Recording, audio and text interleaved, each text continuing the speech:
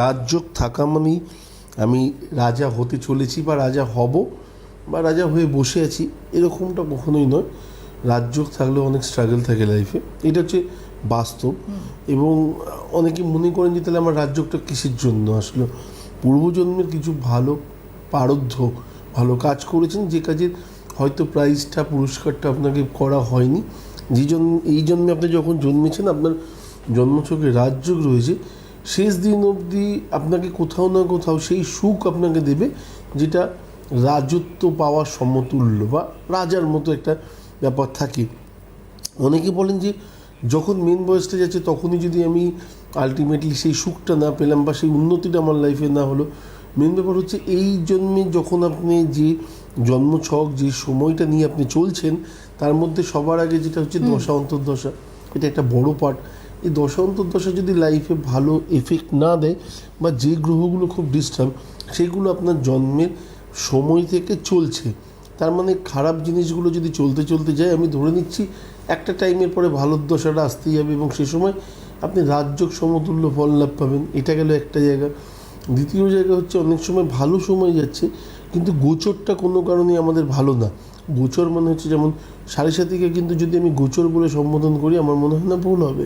তো এটা একটা পার্ট লাইফে আড়াই 3 বছর আগে এবং পরে এবং মিডিলকে নিয়ে যখন ক্যালকুলেশন করা হয়, তো ঠিক তেমনি গোচরে যখন আপনার গ্রহগুলো স্থিতি লাভ করে না বা ডিস্টার্ব থাকে, সেই জায়গাটা যখন থাকবে তখন আপনার ভালো সময় যতই থাকুক না কেন কিছু না কিছু প্রতিকূলতার মধ্যে দিয়ে আপনাকে দিন কাটাতেই হবে।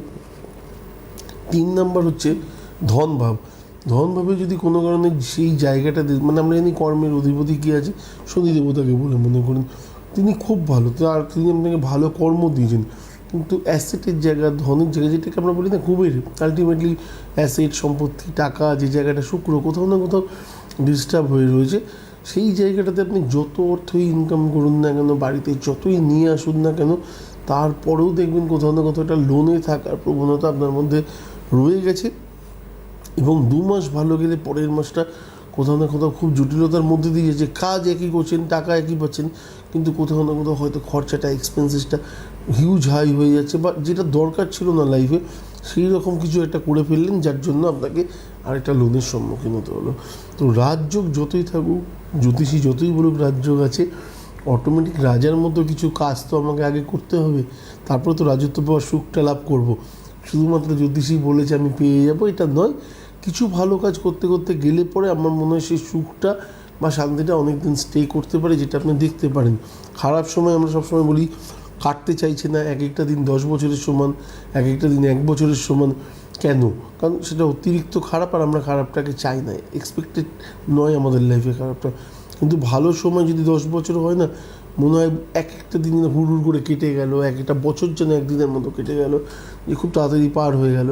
তো ওর জন্যই বলছি যে মেন জিনিসটা হচ্ছে ভালো কিছু কাজ এবং ভগবানের প্রতি নিজেকে একদম সমর্পিত করে রাখাটা আমার মনে হয় এই সময় প্রয়োজন। কিন্তু আমরা তো মনুষ্যকুল যারা রয়েছে, যারা খুব সামান্য একটা ধারণা নিয়ে চলি, আমরা ভাবি যে সত্যি যেটা বললেন যে খারাপ সময়টা মানে এই সময় যেন কাটছেই না, এবং ভালো সময়টা আসতে না আসতেই সেটা কাজে লাগাতে না লাগাতে সেটা আবার চলে যাচ্ছে। এই জায়গাটা বিশেষ করে মানে আমাদের প্রাপ্তি দিনের শেষে কি হচ্ছে, এটাই তো আমরা একটা প্রশ্ন তুলি। মানুষ তো আমরা আলটিমেটলি আমাদের ইচ্ছে, আমাদের শখ, আমাদের চাহিদার না কখনো কমতি থাকে না, সবসময় মানে অসম্পূর্ণ থাকে। এবং যেটা আমরা ভাবি যে আমাদের লাইফে ভালো সময়টা আরও দীর্ঘদিন চলুক, আমার চাওয়ার উপর তো কিছু নেই। স্পেশালি আমি এমন কোনো ভালো কাজই করিনি যার জন্য আমার ভালো টাইমটা বেশি দিন যাবে, এই জায়গাটাকে যে মনে করতে পারবে। এবং দ্বিতীয় কথা হচ্ছে যে ভালো যাওয়া খারাপ যাওয়া সব কিছু তো তার হাতে না। আমি কিছুদিন আগে একটা সিনেমা দেখছিলাম, তাতে একজন নাম করা সাউথের অ্যাক্টর, খুব ভালো পামিস্ট, উনি বসে হঠাৎ করে টিভিতে মানে ট্রেনে করে যাচ্ছেন, যেতে যেতে হঠাৎ 2-4 জনের হাত দেখেছেন এবং দেখার পরে বললেন যে তুমি এটা করলে পরে তোমার বেটার, তবে এগুলো বেকার কেন করতে যাবে, যেটা তোমার হওয়ার আছেই না, হয়তো সাময়িক একটু কমবে কিন্তু তাতেও তুমি সন্তুষ্ট হবে না।